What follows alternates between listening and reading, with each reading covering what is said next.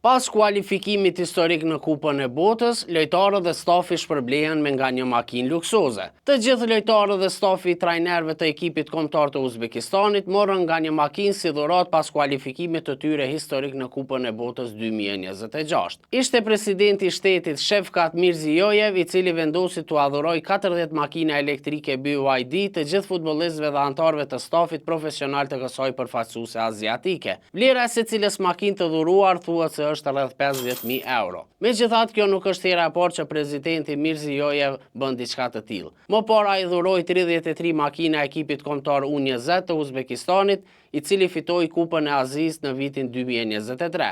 Mirziyoyev njihet si një njeri që e kupton dhe e mbështet sportin dhe vlerëson punën e palodhur të bashkëqytetarëve të tij dhe tani ka vendosur të shpërblejë ata bujarisht. Ndryshe, Uzbekistani përfundoi garën në vendin e dytë në grup dhe së bashku me Iranin siguroi një vend në turneun final, ndërsa nga ky grup Emiratet e Bashkuara Arabe dhe Katari do të hyjnë në fazën eliminatore.